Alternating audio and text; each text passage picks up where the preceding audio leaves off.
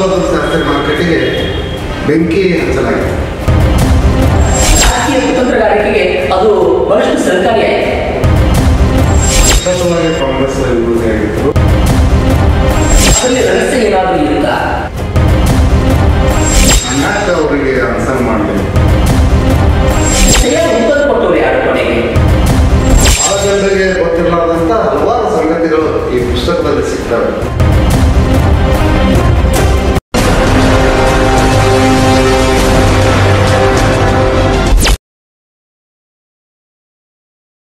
ವೀಕ್ಷಕರೇ ನಮಸ್ಕಾರ. ಗಡಿನಾಡ ಕ್ರಾಂತಿಗೆ ತಮಗೆಲ್ಲ ಸ್ವಾಗತ. ಡಾಕ್ಟರ್ ಅಂಬೇಡ್ಕರರ ಸಹವಾಸದಲ್ಲಿ ಒಂದು ವಿನೂತನವಾದಂತಹ ವಿಭಿನ್ನವಾಗಿರುವಂತಹ ಒಂದು ಕೃತಿ ಇದು. ಅನುವಾದವಾಗಿದ್ದರೂ ಕೂಡ ಭಾಳಷ್ಟು ವಿಷಯಗಳನ್ನು ತಿಳಿದುಕೊಳ್ಳಲು ಒಂದು ಅವಕಾಶ ಅಥವಾ ಸುವರ್ಣ ಅವಕಾಶ ಅನ್ಬೋದು. ಅಂಥ ಒಂದು ಕೃತಿಯನ್ನು ರಚಿಸಿದಂಥ ಲೇಖಕರು, ಪತ್ರಕರ್ತರು, ಹೋರಾಟಗಾರರೂ ಆಗಿರುವಂಥ ಶ್ರೀಯುತ ಅನಿಲ್ ಹೊಸಮನಿಯವರಿಗೆ ತುಂಬ ಹೃದಯದ ಸ್ವಾಗತ. ತಾವು ಪತ್ರಕರ್ತರು, ಹೋರಾಟಗಾರರು, ಲೇಖಕರು ಕೂಡ. ಪತ್ರಿಕೆಯಲ್ಲಿ ಸಾಕಷ್ಟು ಬರೆದಿದ್ದೇವೆ. ನಿಮ್ಮ ವಯಸ್ಸಿನ ಅನುಭವದ ಆಧಾರದ ಮೇಲೆ ಮತ್ತು ನಮ್ಮದೇ ಆದಂಥ ಪಕ್ಕದ ಭಾಷೆಯಾಗಿರುವಂಥ ಮರಾಠಿ ಭಾಷೆಯಲ್ಲಿರ್ತಕ್ಕಂಥ ಪುಸ್ತಕವನ್ನು, ಅದು ಭಾಳ ಅಪರೂಪದ ಪುಸ್ತಕ ಅಂತ ನಾನು ಕೇಳ್ಪಟ್ಟಿದ್ದೇನೆ. ಅದು ಯಾರಿಗೂ ಸಿಗ್ತಾ ಇರಲಿಲ್ಲ, ಗೊತ್ತೂ ಇರಲಿಲ್ಲ, ಬರೆದು ಬಿಟ್ಟಿದ್ದೀವಿ ನಾವೆಲ್ಲ. ಅಂಥ ಒಂದು ಅದ್ಭುತವಾದಂಥ ಪುಸ್ತಕವನ್ನು, ಅಮೂಲ್ಯವಾದಂಥ ಪುಸ್ತಕವನ್ನು ನೀವು ಭಾಷಾಂತರಿಸಿದರೆ ಇದಕ್ಕೆ ಪ್ರೇರಣೆ ಅಥವಾ ಕಾರಣ ಏನು? ನಾನು ನಮ್ಮ ತಂದೆ ಚಂದ್ರಶೇಖರ್ ಹೊಸಮನಿಯವರ ಮಾರ್ಗದರ್ಶನದಲ್ಲಿ ಪತ್ರಿಕಾ ರಂಗಕ್ಕೆ ಬಂದೆ. 60ರ ದಶಕದಲ್ಲಿ ನಮ್ಮ ತಂದೆಯವರು ಪರಿವರ್ತಕ ಅನ್ನುವಂಥ ಒಂದು ಪತ್ರಿಕೆಯನ್ನು ತರ್ತಿದ್ದರು, ವಾರ ಪತ್ರಿಕೆ ಅದು. ಅದು ಸುಮಾರು ರಾಜ್ಯದ ಎಲ್ಲ ಜಿಲ್ಲೆಗಳಿಗೆ ನಾವು ಪೋಸ್ಟ್ ಮುಖಾಂತರ ಕಳಿಸ್ತಿದ್ವಿ. ಆ ಮುಖಾಂತರ ನಾನು ಸ್ವಲ್ಪ ಬರವಣಿಗೆ ಆಗುತ್ತಾ ನಮ್ಮದು ಒಲವ ಬಂತು. ಆ ಪತ್ರಿಕೆ ಹೆಂಗಿತ್ತಪ್ಪ ಅಂತಂದ್ರೆ, ಅದರಲ್ಲಿ ಭಗವಾನ್ ಬುದ್ಧರು, ಬಸವಣ್ಣ, ಡಾಕ್ಟರ್ ಬಾಬಾ ಸಾಹೇಬ್ ಅಂಬೇಡ್ಕರ್ ಅವರ ಸಿದ್ಧಾಂತಗಳನ್ನು ಜನರಿಗೆ ಪರಿಚಯ ಮಾಡುವಂಥ ಒಂದು ಪತ್ರಿಕೆ. ಅದು ಒಂದು ಸೈದ್ಧಾಂತಿಕ ಪತ್ರಿಕೆ ಆಗಿದ್ದರಿಂದ ನಮಗೆ ಆ ಸಿದ್ಧಾಂತದ ಕಡೆ ಒಲವು ಬಂತು. ಹಾಗೇನೇ ನಮ್ಮ ತಂದೆಯವರು ಕಟ್ಟ ಅಂಬೇಡ್ಕರ್ವಾದಿಯಾಗಿದ್ದರು. ಅವರು ವಿದ್ಯಾರ್ಥಿ ದಶೆಯಲ್ಲಿ ಬಾಬಾ ಸಾಹೇಬ್ರನ್ನ ನೋಡಿದಂಥವ್ರಾಗಿದ್ದರು. ಅವರು ಭಾಷಣಗಳು ಬಾಬಾ ಸಾಹೇಬರಲ್ಲಿ ಸೋಲಾಪುರ ಅಥವಾ ಹತ್ತಿರ ಕೋಲ್ಹಾಪುರ, ಬೆಳಗಾವಿ ಬಂದಾಗೆಲ್ಲ ಅವರು ಹೋಗ್ತಿದ್ರಲ್ಲಿ. ವಿದ್ಯಾರ್ಥಿ ಇದ್ದಾಗ ಅವ್ರದ್ದೊಂದು ಟೀಮ್ ಇತ್ತು. ಆ ಟೀಮ್ ಜೊತೆಯಲ್ಲಿ ಬಾಬಾ ಸಾಹೇಬರ ಭಾಷಣ ಕೇಳೋದಕ್ಕೆ ಅವ್ರು ಹೋಗ್ತಿದ್ದರು. ಆ ಕಾರಣಕ್ಕಾಗಿ ನಮ್ಮ ಮನೆಯಲ್ಲಿ ಬಾಬಾ ಸಾಹೇಬರ ವಿಷಯಗಳು ಭಾಳ ಚರ್ಚೆ ಆಗ್ತಿದ್ವು. ಅವರ ಜೊತೆಗಾರರೆಲ್ಲ ಬರ್ತಿದ್ದರು, ನಮ್ಮ ಮನೇಲಿ ಕುಂತು ಚರ್ಚೆ ಮಾಡ್ತಿದ್ದರು. ನಾವೆಲ್ಲ ಅವಾಗ ಕುಂತು ಕೇಳ್ತಿದ್ವಿ. ಹೀಗಾಗಿ ನಮ್ಗೆ ಬಾಬಾ ಸಾಹೇಬ್ ಅಂಬೇಡ್ಕರ್ ಅವರ ಚಳುವಳಿಯ ಆಸಕ್ತಿ ಮೂಡ್ತು ಮತ್ತು ಏನಾದರೂ ಸಮಾಜಕ್ಕೆ ನಾವು ಮಾಡಬೇಕು ಅನ್ನುವಂಥ ವಿಚಾರದಲ್ಲಿ, ಬಾಬಾ ಸಾಹೇಬರ ಸಿದ್ಧಾಂತಗಳನ್ನು ಜನರಿಗೆ ಕೊಡಬೇಕು ಅನ್ನುವಂಥ ವಿಷಯದಲ್ಲಿ ನಾನು ಕೂಡ ಚಿಕ್ಕ ಚಿಕ್ಕ ಲೇಖನಗಳನ್ನು ಬರಿತಾ ಮುಂದೆ ಕೆಲವು ಬಾಬಾ ಸಾಹೇಬರ ಭಾಷಣಗಳನ್ನು ನಾನು ಕೂಡ ಅನುವಾದ ಮಾಡಿದ್ದೇನೆ ಮರಾಠಿ ಮತ್ತು ಹಿಂದಿಯಿಂದ. ಅದು ನನಗೆ ಆಸಕ್ತಿದಾಯಕ ವಿಷಯ. ಮರಾಠಿಯಿಂದ ನಾವು ಭಾಳ ಸಾಹಿತ್ಯವನ್ನು ಮರಾಠಿಯಲ್ಲಿ ಬಂದಿದೆ ಬಾಬಾ ಸಾಹೇಬರ ಬಗ್ಗೆ. ದಲಿತ ಚಳವಳಿ ಮತ್ತು ಬಾಬಾ ಸಾಹೇಬರ ಸಾಹಿತ್ಯ, ಫುಲೆ ಶಾವು, ಇವೆಲ್ಲ ಸಾಹಿತ್ಯಗಳು ಮರಾಠಿಯಲ್ಲಿ ಜಾಸ್ತಿ ಬಂದಿರೋದರಿಂದ ಕನ್ನಡದಲ್ಲಿ ಆ ಕಾಲದಲ್ಲಿ ಭಾಳ ಕಡಿಮೆ ವಿಷಯ ಸಿಗ್ತಿತ್ತು ಬಾಬಾ ಸಾಹೇಬರ ಬಗ್ಗೆ. ಆ ಕಾರಣಕ್ಕಾಗಿ ನಾನು ಮರಾಠಿಯನ್ನು ಓದೋದನ್ನು ಅಭ್ಯಾಸ ಮಾಡಿಕೊಂಡೆ. ಅದರಿಂದಾಗಿ ನಾನು ಹೆಚ್ಚೆಚ್ಚು ಮರಾಠಿ ಪುಸ್ತಕ, ದಲಿತ ಸಾಹಿತ್ಯಕ್ಕೆ ಮತ್ತು ದಲಿತ ಚಳವಳಿಗೆ ಸಂಬಂಧಪಟ್ಟಂಥ ಮರಾಠಿ ಪುಸ್ತಕಗಳನ್ನು ತರಿಸಿ ಓದುವಂಥ ಹವ್ಯಾಸ ನಾನು ಇಟ್ಟುಕೊಂಡೆ. ಅದರಲ್ಲಿ ಕೆಲವನ್ನು ನಾನು ಸಣ್ಣ ಸಣ್ಣ ಪುಸ್ತಕಗಳನ್ನು ಅನುವಾದ ಕೂಡ ಮಾಡಿದ್ದೇನೆ. ಅವೆಲ್ಲ ಪ್ರಕಟ ಆಗಿದ್ದಾವೆ. ಈಗ ಇದು ಡಾಕ್ಟರ್ ಬಾಬಾ ಸಾಹೇಬ್ ಅಂಬೇಡ್ಕರ್ ಅವರ ಎರಡನೇ ಪತ್ನಿ ಡಾಕ್ಟರ್ ಸವಿತಾ ಅಂಬೇಡ್ಕರ್ ಅವರ ಮರಾಠಿಯಲ್ಲಿ ಆತ್ಮಚರಿತ್ರೆ ಬರೆದಿದ್ದರು ಅವರು. ಆ ಆತ್ಮಚರಿತ್ರೆ ಹೆಸರು ಡಾಕ್ಟರ್ ಅಂಬೇಡ್ಕರಂಚ ಸಹವಾಸಾತ್, ಅಂದ್ರೆ ಡಾಕ್ಟರ್ ಅಂಬೇಡ್ಕರ್ ಸಹವಾಸದಲ್ಲಿ ಅನ್ನುವಂಥ ಒಂದು ಪುಸ್ತಕ. ಅದು ನಾನು ಅನುವಾದ ಮಾಡಿದ್ದೇನೆ. ನಾನು ಮೊಟ್ಟ ಮೊದಲನೇದಾಗಿ ಈ ಪುಸ್ತಕವನ್ನು ನಾನು ಅನುವಾದ ಮಾಡಿದ್ದರೂ ಕೂಡ ಅದನ್ನು ಜನರಿಗೆ ತಲುಪಿಸುವಂಥ ಕೆಲಸವನ್ನು ಲಢಾಯಿ ಪ್ರಕಾಶನದ ಬಸವರಾಜ ಸೂಳೆಬಾವಿ ಸರ್ ಅವರು ಆ ಕೆಲಸವನ್ನು ಮಾಡಿದ್ದಾರೆ.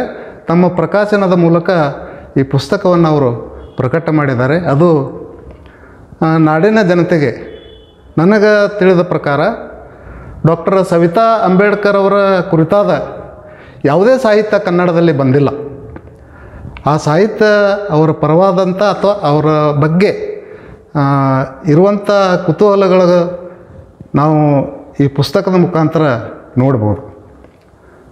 ಆ ಕಾರಣಕ್ಕಾಗಿ ನಾನು ಈ ಕೃತಿಯನ್ನು ಅನುವಾದ ಮಾಡಿದಾಗ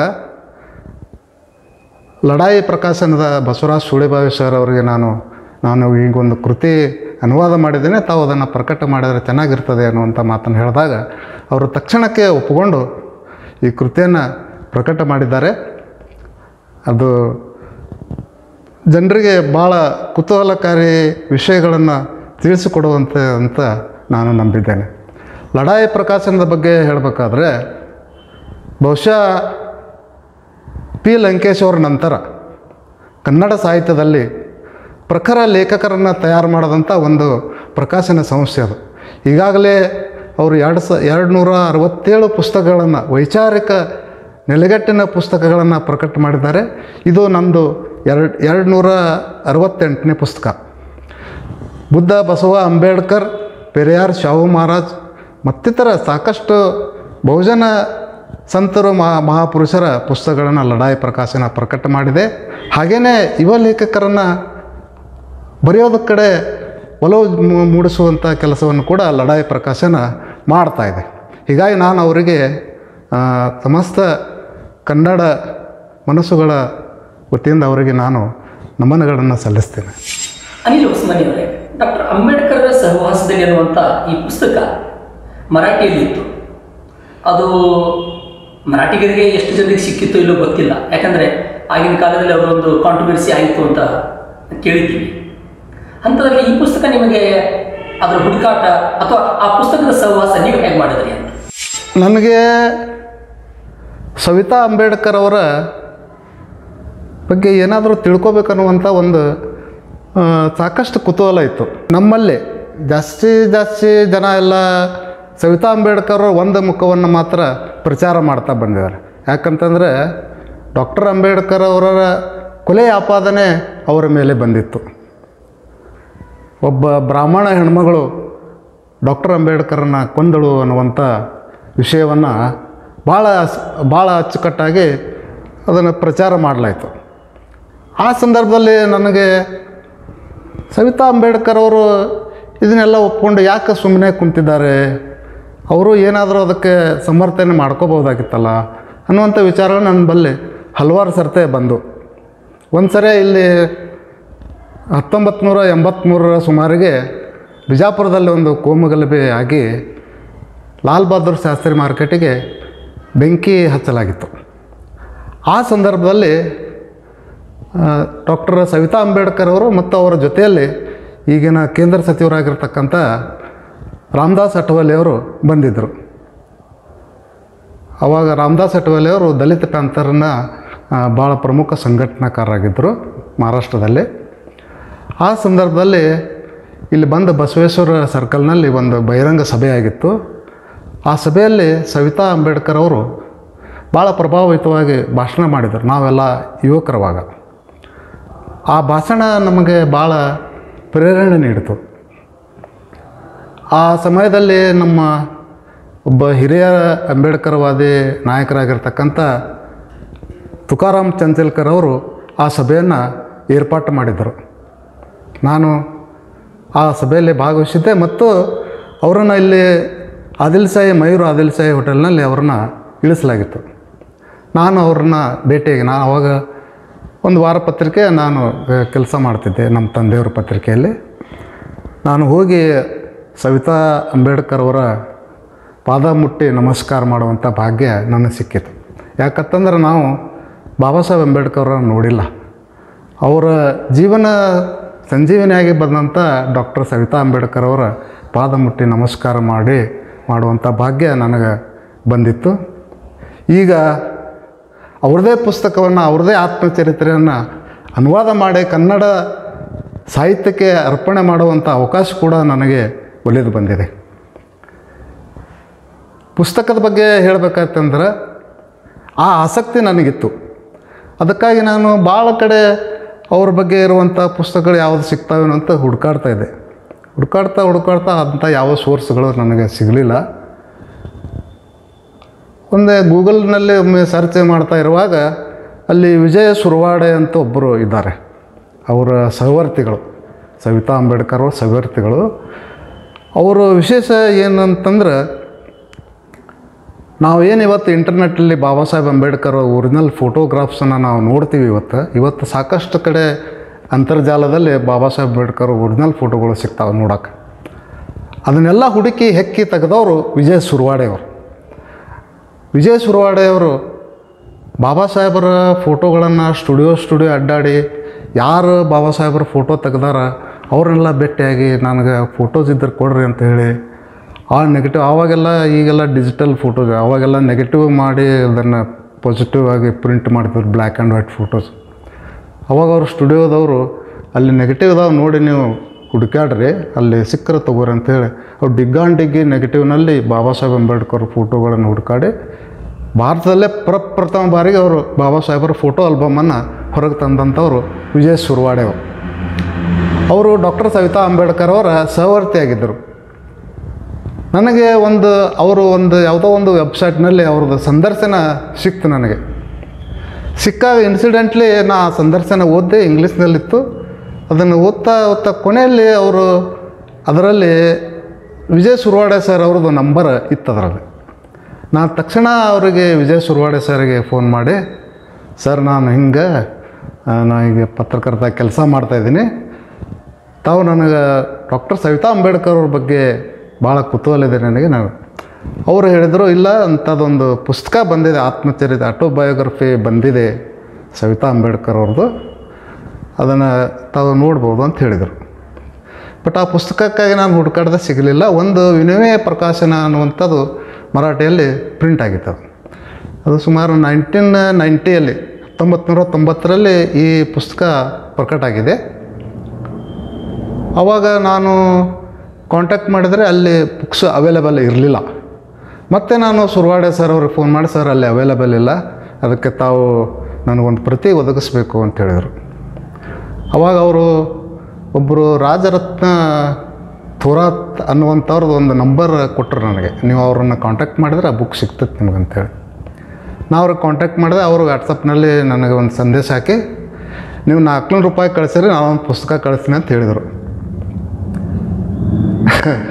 ಎಂಥ ವಿಚಿತ್ರ ಅಂತಂದ್ರೆ ನನ್ನ ಹತ್ರ 400 ರೂಪಾಯಿ ಇರಲಾರ್ದಕ್ಕೆ ಆ ಪುಸ್ತಕ 1 ವರ್ಷ ತನಕ ನನಗೆ ಸಿಗಲಿಲ್ಲ. ಕೊನೆಗೆ ವಿಜಯ ಸುರವಾಡೆ ಸರ್ ಅವರ ಇದರಿಂದಾಗಿ ಈ ಪುಸ್ತಕ ನನಗೆ ಸಿಕ್ತು. ಹಾಗೆಯೇ ಈ ಪುಸ್ತಕ ಆಲ್ರೆಡಿ ಅದು ಈಗ 5 ಸಾರಿ ಮರುಮುದ್ರಣ ಆಗಿದೆ. ಮರಾಠಿಯಲ್ಲಿ 5 ಸರ್ತಿ ಮರುಮುದ್ರಣ ಆಗಿದೆ. ಆಮೇಲೆ ಹಿಂದಿಯಲ್ಲಿ ಡಾಕ್ಟರ್ ಅಂಬೇಡ್ಕರ್ಗೆ ಸಂಪರ್ಕ ಮೇ ಅಂಥೇಳಿ ಒಬ್ಬರು ಅನಿಲ್ ಗಜ್ಬಿಯನವರು ಹಿಂದಿಗೆ ಅದನ್ನು ಟ್ರಾನ್ಸ್ಲೇಟ್ ಮಾಡಿ ದೆಹಲಿಯ ಸಮ್ಯಕ್ ಪ್ರಕಾಶನದವರು ಆ ಪುಸ್ತಕವನ್ನು ಪ್ರಿಂಟ್ ಮಾಡಿದ್ದಾರೆ. ನಾನು 2 ಪುಸ್ತಕಗಳನ್ನು ತರಿಸ್ಕೊಂಡೆ. ನಾನು ಮರಾಠಿ ಮತ್ತು ಹಿಂದಿ 2 ಪುಸ್ತಕ ತರಿಸ್ಕೊಂಡು ಅದರ ಅನುವಾದ ಕಾರ್ಯವನ್ನು ನಾನು ಮಾಡಿದ್ದೇನೆ. ಯಾಕಂದ್ರೆ ಆ ಪುಸ್ತಕ ನನಗೆ ಸಿಗಬೇಕಾದ್ರೂ ಭಾಳ ಅದಕ್ಕೆ ನಾನು ಶ್ರಮ ಪಟ್ಟಿದ್ದೇನೆ. ಆಮೇಲೆ ಮರಾಠಿಯಲ್ಲಿ ಕೆಲವು ವರ್ಡ್ಗಳು ತಿಳಿಲಾರ್ದು ನಾನು ಹಿಂದಿಯಲ್ಲಿ ನೋಡಿದ್ದೀನಿ. ಜೊತೆಗೆ ನಮ್ಮ ಕೆಲವು ಮರಾಠಿ ಸ್ನೇಹಿತರ ಕಡೆ ಅವ್ರನ್ನ ಕೇಳಿ, ಕೆಲವು ಶಬ್ದ ಅರ್ಥ ಆಗಲ್ಲ ಅವ್ರಿಗೆಲ್ಲ ಕೇಳಿ ನಾನು ಅದನ್ನು ಭಾಷಾಂತರ ಮಾಡೀನಿ. ಭಾಳ ಅತ್ಯಂತ ಸರಳ ಭಾಷೆಯಲ್ಲಿ ನಾನು ಅದನ್ನು, ಯಾಕಂದ್ರೆ ಪ್ರತಿಯೊಬ್ಬರಿಗೂ ಅರ್ಥ ಆಗಬೇಕು ಅನ್ನುವಂಥ ದೃಷ್ಟಿಯಲ್ಲಿ ಸರಳ ಭಾಷೆಯನ್ನು ಬಳಕೆ ಮಾಡಿದ್ದೀನಿ. ಬಹುಶಃ ಎಲ್ಲರಿಗೂ ಅದು ಇಷ್ಟ ಆಗ್ಬೋದು ಅಂತ ನಾನು ತಿಳ್ಕೊಂಡೆ. ಸರ್, ಹಿಂದಿಯಲ್ಲಿ ಅನಿಲ್ ಗಜ್ಬೆ, ಕನ್ನಡದಲ್ಲಿ ಅನಿಲ್ ಹೊಸಮನಿ, ಈ ಇಬ್ಬರು ಅನಿಲ್ಗಳು ಅಂದರೆ ಅನಿಲರು ಏನನ್ನು ಹುಡುಕಿದ್ರು ಆ ಪುಸ್ತಕದ ಸಹವಾಸಕ್ಕೆ ಬಿದ್ದು? ಏನು ಉದ್ದೇಶ ಏನಾಗಿತ್ತು? ಅಂದರೆ ಅದರಲ್ಲಿ ರಹಸ್ಯ ಏನಾದರೂ ಇತ್ತಾ? ಅಂದರೆ ಕ್ಯೂರಿಯಾಸಿಟಿ ಅಂತೀವಲ್ಲ ನಾವು, ಅದನ್ನು ಏನಿತ್ತು, ಹೇಗಿತ್ತು ಅನ್ನೋದನ್ನು ತಿಳಿಸ್ಬೋದಾ ಹೊಸಮನಿಯವರೇ? ಅದೊಂದು ಕೋ ಇನ್ಸಿಡೆನ್ಸ್ ಅಂತ ಹೇಳ್ಬೋದು. ಏನಂತಂದ್ರೆ ಹಿಂದಿನಲ್ಲಿ ಅನಿಲ್ ಗಜಬಿ, ಕನ್ನಡಕ್ಕೆ ಅನಿಲ್ ಹೊಸಮನಿ. ನೀವು ಭಾಳ ಒಂದು ಕಾಕ್ತಾಳಿ ಅದು. ಇಬ್ಬರು ಅನಿಲ್ಗಳು ಪುಸ್ತಕ ಅನುವಾದ ಮಾಡೋಕ್ಕೆ ಸಾಧ್ಯ ಆಗ್ಯದ. ಇದು ಏನಪ್ಪ ಅಂತಂದ್ರೆ ಇದು ಒಂದು ಕುತೂಹಲ. ಬಾಬಾ ಸಾಹೇಬರ ಜೀವನದಲ್ಲಿ ಎರಡನೇ ಪತ್ನಿಯಾಗಿ ಬಂದಂಥ ಸವಿತಾಬಾಯಿಯವರು ಬಾಬಾ ಸಾಹೇಬರ ಜೊತೆಯಲ್ಲಿ ಏನು ಮಾಡಿದರು ಅನ್ನುವಂಥ ಒಂದು ಕುತೂಹಲ. ಅದ್ರ ಜೊತೆಗೆ ಅವ್ರ ಮೇಲೆ ಕೊಲೆ ಆಪಾದನೆ ಇರೋದರಿಂದ, ಬಾಬಾ ಸಾಹೇಬರನ್ನ ಕೊಲೆ ಮಾಡಿದ್ರು ಅನ್ನುವಂಥ ಆಪಾದನೆ ಡಾಕ್ಟರ್ ಸವಿತಾ ಅಂಬೇಡ್ಕರ್ ಮೇಲೆ ಇರೋದರಿಂದ ಅದು ನಿಜವಾಗಿಯೂ ಅದು ಅಲ್ಲಿ ಏನಾಗಿರ್ಬೋದು ಅನ್ನುವಂಥ ಒಂದು ಕುತೂಹಲ. ಆಮೇಲೆ ನನಗೆ ಇನ್ನೊಂದು ತಿಳಿದಿದ್ದೇನಪ್ಪ ಅಂತಂದರೆ, ಒಬ್ಬ ಮಹಾಪುರುಷನ ಪತ್ನಿಯಾಗಿ ಸವಿತಾ ಅಂಬೇಡ್ಕರ್ ಅವರು ಯಾವ ರೀತಿಯಲ್ಲಿ ಅವರ ಜೀವನದಲ್ಲಿ ಎಂಥ ಅನುಭವಗಳು ಆಗಿರ್ಬೋದು, ಅಥವಾ ಅವರಲ್ಲಿ ಜನರಿಗೆ, ಸಾರ್ವಜನಿಕರಿಗೆ ಗೊತ್ತಾಗಲಾರದಂಥ ಹಲವಾರು ಸಂಗತಿಗಳು ಅವ್ರ ಹತ್ರ ಇರ್ಬೋದು. ಅದಕ್ಕಾಗಿ ಅವರು ಈ ಪುಸ್ತಕದಲ್ಲಿ ಏನಾದರೂ ಬರೆದಿರ್ಬೋದಾ, ಆ ವಿಷಯಗಳ ಮೇಲೆ ಬೆಳಕು ಚೆಲ್ಲುವಂಥ ಏನಾದರೂ ವಿಷಯಗಳು ಇರ್ಬೋದಾ ಅನ್ನುವಂಥ ಕುತೂಹಲಕ್ಕಾಗಿ ನಾನು ಆ ಪುಸ್ತಕವನ್ನು ಭಾಳ ಆಸಕ್ತಿಯಿಂದ ಓದಿನಿ. ಮೊದಲದು ಓದಿ ಅದನ್ನು ಅನುವಾದ ಮಾಡಿದ್ದೀನಿ. ಅದೇ ಪ್ರಕಾರ ಅದರಲ್ಲಿ ಭಾಳ ಜನರಿಗೆ ಗೊತ್ತಿರಲಾರ್ದಂಥ ಹಲವಾರು ಸಂಗತಿಗಳು ಈ ಪುಸ್ತಕದಲ್ಲಿ ಸಿಗ್ತವೆ. ನಾವು ಯಾವುದೇ ಒಂದು ವಿಷಯವನ್ನು ನೋಡುವಾಗ ಪೂರ್ವಾಗ್ರಹ ಪೀಡಿತರಾಗಿ ನೋಡಿದರೆ ಅದು ಗೊತ್ತಾಗಲ್ಲ. ನಾವು ಎಲ್ಲ ಪೂರ್ವಾಗ್ರಹಗಳನ್ನು ಬದಿಗಿಟ್ಟು ಅದನ್ನು ಓದಿವಪ್ಪ ಅಂತ ಅಲ್ಲಿ ವಾಸ್ತವ ಸಂಗತಿ ಅರಿವಾಗ್ತದೆ. ಆ ಪುಸ್ತಕ ಅದನ್ನು ಸಾಬೀತು ಮಾಡ್ತದೆ ಅನ್ನುವಂಥ ಮಾತನ್ನು ಹೇಳ್ತಾರೆ. ಡಾಕ್ಟರ್ ಬಾಬಾ ಸಾಹೇಬರು ಶ್ರೀಮತಿ ರಮಾದೇವಿಯವರ ದೇಹ ತ್ಯಾಗದ ಬಹುಶಃ 13 ವರ್ಷಗಳ ನಂತರ ವೈದ್ಯ ಆಗಿರ್ತಕ್ಕಂಥ ಶಾರದಾ ಅವರನ್ನು ಮದುವೆ ಆಗ್ತಾರೆ. ಅವರು ವೈದ್ಯ ಆಗಿದ್ದರು. ಕಾರಣ ಇಷ್ಟೇ, ಇವರ ಸಂಯೋಗ ಯಾಗಿತ್ತು ಅಂತಂದರೆ ಒಂದು ಒಳ್ಳೆಯ ಸಂಯೋಗ ಅಂತ ಹೇಳ್ಬೇಕು ನಾವು. ಅಂಬೇಡ್ಕರ್ ಆರೋಗ್ಯ ಕೈ ಕೊಡ್ತಾ ಇತ್ತು. ಆ ಸಂದರ್ಭದಲ್ಲಿ ಬೇರೆ ಬೇರೆ ವೈದ್ಯರನ್ನ ಭೇಟಿ ಆಗೋದಕ್ಕೆ ಅವರು ಬರ್ತಾ ಇದ್ರು. ಆ ಸಂದರ್ಭದಲ್ಲಿಯೇ ಶಾರದಾ ಅವರನ್ನ ಭೇಟಿ ಆಗ್ತಾರೆ. ಎರಡನೇ ಹೆಂಡತಿಯಾಗಿರುವಂಥ ಶಾರದಾ ಅವರನ್ನ ಅವರು ತಾವು ಬಹಳ ಪ್ರೀತಿಯಿಂದ ಹೆಸರಿನಿಂದ ಕರೀತಾರೆ. ಅದು ಸವಿತಾ ಅಂತ. ಅದೇ ಡಾಕ್ಟರ್ ಸವಿತಾ ಅವರು. ಆ ಡಾಕ್ಟರ್ ಸವಿತಾ ಅವರು ಬ್ರಾಹ್ಮಣರಾಗಿರುವುದರಿಂದ ಅಂಬೇಡ್ಕರ್ ದೇಹ ತ್ಯಾಗದ ನಂತರ, ಪರಿನಿರ್ವಾಣದ ನಂತರ ಈ ಒಂದು ಸಮಸ್ಯೆಗಳು ಹುಟ್ಟುಕೊಂತು. ಆ ಹೆಣ್ಮಗಳು ಬ್ರಾಹ್ಮಣರಾಗಿದ್ದರು, ಬಹುಶಃ ಆಕೆನೇ ಕೊಂದಿರಬಹುದು ಅಂತ ತಿಳ್ಕೊಂಡು ನಮ್ಮ ಸಾಮಾನ್ಯ ವರ್ಗದ ಜನ ಮಾತನಾಡಿದರು. ಅದು ಕೆಲವು ಕುತಂತ್ರಗಾರಿಕೆಗೆ, ಆ ಸಂದರ್ಭದಲ್ಲಿ ಇರತಕ್ಕಂಥ ರಾಜಕೀಯ ಕುತಂತ್ರಗಾರಿಕೆಗೆ ಅದು ಬಹಳಷ್ಟು ಸಹಕಾರಿಯಾಯಿತು. ಯಾಕಂದರೆ ಬಾಬಾ ಸಾಹೇಬರು ಇದ್ದಾಗ ಎಷ್ಟು ನೋವು ಕೊಟ್ಟಿವು ನಾವುಗಳು, ಅಷ್ಟೇ ಅವರು ಪರಿನಿರ್ವಾಣದ ನಂತರವೂ ಕೂಡ ಕೊಟ್ಟಿದ್ದೀವಿ ಅನ್ನೋದಕ್ಕೆ ಇದೊಂದು ಸಾಕ್ಷಿ. ಅದಕ್ಕೆ ತಾವು ಲೇಖಕರಾಗಿ ಶ್ರೀಮತಿ ಸವಿತಾ ಅಂಬೇಡ್ಕರ್ ಅವರು ಕೊಲ್ಲೋದಕ್ಕೆ ಸಾಧ್ಯ ಇತ್ತ, ಅಥವಾ ಅದಕ್ಕೆ ಸರಿಯಾದ ಉತ್ತರ ಕೊಟ್ಟವ್ರು ಯಾರು ಕೊನೆಗೆ? ನೋಡ್ರಿ, ಏನಾಯಿತು ಅಂದರೆ ಬಾಬಾ ಸಾಹೇಬ್ ಅಂಬೇಡ್ಕರ್ ಅವರು ವಾಯ್ಸ್ರಾಯ್ ಕೌನ್ಸಿಲ್ನ ಮೆಂಬರ್ ಆದ ನಂತರ ಅವರು ಜಾಸ್ತಿ ದೆಹಲಿಯಲ್ಲಿ ವಾಸ ಮಾಡ್ತಿದ್ದರು. ಆಮೇಲೆ ಅವರ ಆರೋಗ್ಯ ಕೆಟ್ಟಿತ್ತು. ಅವರಲ್ಲಿ ಬಾಬಾ ಸಾಹೇಬರಿಗೆ ಮಧುಮೇಹ ಇತ್ತು, ನ್ಯೂರೈಟಿಸ್, ನರಶೂಲೆ ಅಂದ್ರೆ ಈ ಬೆನ್ನು ಹುರಿ ನೋವು ಇತ್ತು ಅವರಿಗೆ. ನೋಡಿರಿ, ಅವರು 16ರಿಂದ 18 ತಾಸುಗಳ ಕಾಲ ಅವರು ಓದ್ತಾ ಬರೀತಾ ಇರೋದರಿಂದ ಅವ್ರ ವಿದ್ಯಾರ್ಥಿ ಜೀವನದಲ್ಲೇ ಈ ಆರೋಗ್ಯ ಸಮಸ್ಯೆ ಆರಂಭ ಆಗಿಬಿಟ್ಟಿತ್ತು, ಅದು ಸ್ಟಾರ್ಟ್ ಆಗಿಬಿಟ್ಟಿತ್ತು. ನೀವೆಲ್ಲ ಒಂದು ಅರ್ಧ ತಾಸು ಕೊಡಬೇಕಾದ್ರೆ ನಮಗೆ ಆಗೋದಿಲ್ಲ. ಅಂಥದ್ದವರು 10 ತಾಸು, 12 ತಾಸು, 14 ತಾಸು ಹಿಂಗೆ ಕೆಲಸ ಮಾಡೋ ಟೈಮ್ನಲ್ಲಿ ಅವರಿಗೆ ಸಹಜವಾಗಿ ಬೆನ್ನು ಹುರಿ ನೋವು, ಎಲ್ಲ ನರಶೂಲೆ ಎಲ್ಲ ಬಂದಿತ್ತು. ಆಮೇಲೆ ಅವರಿಗೆ ಹೈ ಬ್ಲಡ್ ಪ್ರೆಷರ್ ಇತ್ತು, ಆಮೇಲೆ ಕಣ್ಣು ನೋವಿತ್ತು. ಈ ಥರ ಸಾಕಷ್ಟು ಅತಿಸಾರ ಇಂಥವೆಲ್ಲ ಅವರಿಗೆ ಸಮಸ್ಯೆಗಳು, ಆರೋಗ್ಯ ಸಮಸ್ಯೆ ಕಾಡ್ತಿತ್ತು ಅವ್ರಿಗೆ.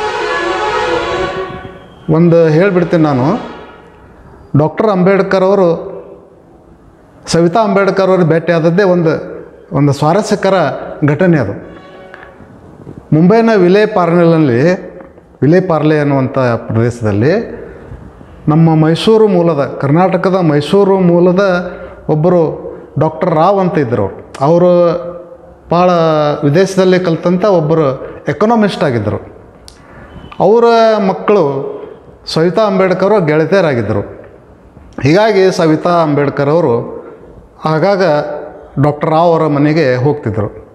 ಇನ್ಸಿಡೆಂಟ್ಲಿ ಡಾಕ್ಟರ್ ಅಂಬೇಡ್ಕರ್ ಅವರು ಮುಂಬೈಗೆ ಬಂದ್ರಪ್ಪ ಅಂತಂದ್ರೆ ಡಾಕ್ಟರ್ ರಾವ್ ಅವರ ಮನೆಗೆ ಹೋಗ್ತಿದ್ದರು. ಅಲ್ಲಿ ಕೆಲವು ಕಾಲ ವಿಶ್ರಾಂತಿನೂ ಮಾಡ್ತಿದ್ದರು ಅವ್ರ ಮನೆಯಲ್ಲಿ. ಆಮೇಲೆ ಏನಪ್ಪ ಅಂತಂದ್ರೆ ಡಾಕ್ಟರ್ ರಾವ್ ಅವ್ರ ಜೊತೆ ಅವರು ಸಾಕಷ್ಟು ಚರ್ಚೆಗಳನ್ನು ಮಾಡ್ತಿದ್ದರು. ಒಂದು ಸರ್ತಿ ಏನಾಯಿತು, ಸವಿತಾ ಅಂಬೇಡ್ಕರ್ ಅವರು ಡಾಕ್ಟರ್ ರಾವ್ ಅವರ ಮನೆಯಲ್ಲಿ ಇರುವಂಥ ಸಮಯದಲ್ಲೇ ಡಾಕ್ಟರ್ ಅಂಬೇಡ್ಕರ್ ಅವರು ಅಲ್ಲಿ ಬರ್ತಾರೆ. ಅಲ್ಲಿ ಬಂದಾಗ ಏನಾಗುತ್ತೆ, ಡಾಕ್ಟರ್ ರಾವ್ ಅವರು ಸವಿತಾ ಅವರಿಗೆ ಡಾಕ್ಟರ್ ಅಂಬೇಡ್ಕರ್ ಅವ್ರನ್ನ ಪರಿಚಯ ಮಾಡಿಸ್ತಾರೆ.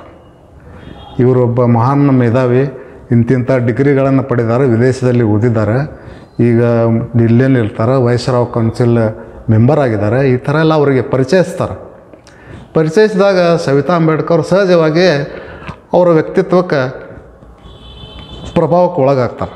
ಕಾರಣ ಅವ್ರ ಪರ್ಸ್ನಾಲಿಟಿ, ಬಾಬಾ ಸಾಹೇಬರ ದೇಹದಾರ್ಢ್ಯ, ಪರ್ಸ್ನಾಲಿಟಿ ಅದೆಲ್ಲ ನೋಡಿ ಅವರಿಗೆ ಪ್ರಭಾವಿತರಾದಾಗ ಅಲ್ಲಿ ಸಾಕಷ್ಟು ಸ್ವಲ್ಪ ಹೊತ್ತು ಅವರು ಚರ್ಚೆ ಮಾಡ್ತಾರೆ, ಇವರು ಪರಿಚಯನೂ ಮಾಡ್ಕೊತಾರೆ.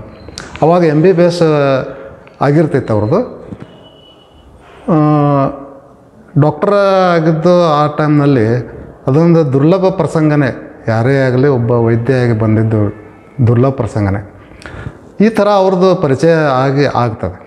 ಆಗಿಂದ ಒಂದು ಸರ್ತಿ ಬಾಬಾ ಸಾಹೇಬರು ಇವರು ಸವಿತಾ ಅಂಬೇಡ್ಕರ್ ಅವರು ಡಾಕ್ಟರ್ ಮಾಲ್ವಣ್ಕರ್ ಅನ್ನೋರ ಹತ್ರ ಪ್ರಾಕ್ಟೀಸ್ ಮಾಡ್ತಿರ್ತಾರೆ ಜೂನಿಯರ್ ಡಾಕ್ಟರಾಗಿ. ಒಂದು ದಿವಸ ಡಾಕ್ಟರ್ ಅಂಬೇಡ್ಕರ್ ಅವರು ಅಲ್ಲಿ ಸವಿತಾ ಅಂಬೇಡ್ಕರ್ ಅವರು ಇದ್ದಾರನ್ನೋ ಕಾರಣಕ್ಕಾಗಿ ಡಾಕ್ಟರ್ ರಾವ್ ಅವರ ಸಲಹೆ ಮೇರೆಗೆ ಡಾಕ್ಟರ್ ಮಾಲ್ವಣ್ಕರ್ ಕಡೆ ತಮ್ಮ ಆರೋಗ್ಯ ತಪಾಸಣೆ ಮಾಡಿಸೋ ಸಲುವಾಗಿ ಬರ್ತಾರವ್ರು. ಯಾಕಂದ್ರೆ ಅವರಿಗೆ ಭಾಳ ತ್ರಾಸಿತ್ತು. ಅದನ್ನು ನಾವೆಲ್ಲ ಹೇಳೋಕ್ಕಾಗಲ್ಲ. ನೀವು ಕೇಳಿದ್ರಲ್ಲ, ರಮಾಬಾಯಿಯವರು 1935ನೇ ಇಸ್ವಿಯಲ್ಲಿ ತೀರ್ಕೊಂಡ್ರು. ಡಾಕ್ಟರ್ ಅಂಬೇಡ್ಕರ್ ಅವರ ಮಗ ಯಶವಂತ ಒಬ್ಬನೇ ಮಗ. ಆ ಮಗನ ಸಲುವಾಗಿ ಅವನಿಗೆ ಮಲತಾಯಿಯನ್ನು ತರಬಾರ್ದು ಅನ್ನುವಂಥ ಕಾರಣಕ್ಕಾಗಿ ಬಾಬಾ ಸಾಹೇಬರು ಮದುವೆ ಆಗಬಾರ್ದು, ಎರಡನೇ ಮದುವೆ ಆಗಬಾರ್ದು ಅನ್ನುವಂಥದ್ದು ಅವರು ನಿರ್ಧಾರ ಮಾಡಿದರು. ಸುಮಾರು 13 ವರ್ಷಗಳ ನಂತರ ಏಪ್ರಿಲ್ 15, 1948ರಲ್ಲಿ ಸೆಕೆಂಡ್ ಮ್ಯಾರೇಜ್ ಆಗುತ್ತೆ ಬಾಬಾ ಸಾಹೇಬರು. ಡಾಕ್ಟರ್ ಶಾರದಾ ಕಬೀರ್, ಅವ್ರ original name doctor Sharada Kabir. ಮುಂದೆ ಅವರು ಸವಿತಾ ಅನ್ನುವಂಥ ಹೆಸರನ್ನು ಕೊಡ್ತಾರೆ. ಸವಿತಾ ಅಂದ್ರೆ ಗ್ಲೋರಿ ಆಫ್ ಸನ್, ಅಂದ್ರೆ ಸೂರ್ಯನ ವೈಭವ ಅನ್ನುವಂಥ ಒಂದು ಹೆಸರು. ಅದು ಗ್ಲೋರಿ ಆಫ್ ಸನ್ ಅನ್ನುವಂಥ ಹೆಸರು ಅವ್ರಿಗೆ ಕೊಡ್ತಾರೆ. ಅವರು ಅಲ್ಲಿ ಹಾಸ್ಪಿಟಲ್ ಬಂದಾಗ ಇವರ ಆರೋಗ್ಯ ತಪಾಸಣೆ ಎಲ್ಲ ಮಾಡ್ತಾರೆ. ಏನೇನು ಅವರಿಗೆ ಸಮಸ್ಯೆಗಳು ಇದ್ದಾವೆ ಅನ್ನೋದನ್ನು ಕೂಲಂಕಷವಾಗಿ ಅವರು ಪರಿಶೀಲನೆ ಮಾಡಿದ ನಂತರ ಇವರಿಗೆ ಭಾಳ ಅಗತ್ಯ ಇದೆ ಆರೋಗ್ಯದ ಚಿಕಿತ್ಸೆ ನೀಡೋದು ಅನ್ನುವಂಥದ್ದು ಇವರು ನಿರ್ಧಾರ ಮಾಡ್ತಾರೆ. ಇಬ್ಬರು ಡಾಕ್ಟ್ರು ಚರ್ಚೆ ಮಾಡಿ ಅವರಿಗೆ ಕೆಲವು ಸಲಹೆಗಳನ್ನು ಕೊಡ್ತಾರೆ. ನೀವು ಯಾವ ರೀತಿ ಮಾಡಬೇಕು, ಟ್ಯಾಬ್ಲೆಟ್ಸ್ ಯಾವಾಗ ತೊಗೋಬೇಕು ಎಲ್ಲ ಹೇಳ್ತಾರೆ. ಆಮೇಲೆ ಆಹಾರ ಕ್ರಮ ಯಾವ ರೀತಿ ಇರಬೇಕು, ಈ ಥರ ಎಲ್ಲ ಕೊಡ್ತಾರೆ ಅವರು. ಅದು ಭಾಳ ದೀರ್ಘ ಇದೆ. ಅದು ಸ್ವಲ್ಪದರಲ್ಲಿ ನಾವು ಹೇಳಬೇಕಂತಂದ್ರೆ ಈ ಥರ ಪರಿಚಯ ಆಗ್ತೈತೆ ಬಾಬಾ ಸಾಹೇಬರಿಗೆ ಅವರ ಹೆಣ್ಮಗಳನ್ನು. ಬಾಬಾ ಸಾಹೇಬ್ ಮುಂದೆ ಅವರು ಅಲ್ಲಿ ಟ್ರೀಟ್ಮೆಂಟ್ ತಗೋತಾ ಬಾಬಾ ಸಾಹೇಬರಿಗೆ ಇಂಥ ಇದು ಬಂದುಬಿಡ್ತೈತಲ್ಲ, ಏನಂತಂದ್ರೆ ಆರೋಗ್ಯ ಸಮಸ್ಯೆ ಕಾಡುತ್ತಿರುವಾಗ ಕೆಲಸ ಭಾಳ ಮಾಡಬೇಕಾಗಿರ್ತದೆ. ಆಗಲೇ ಸಂವಿಧಾನ ಸಮಿತಿಗೆ ಅವರು ಆಯ್ಕೆಯಾಗಿರ್ತಾರೆ. ಸಂವಿಧಾನ ಬರೆಯುವಂಥ ಜವಾಬ್ದಾರಿ ಇವ್ರ ಹೆಗಲ ಮ್ಯಾಗ ಬಿದ್ದಿರ್ತೈತಿ.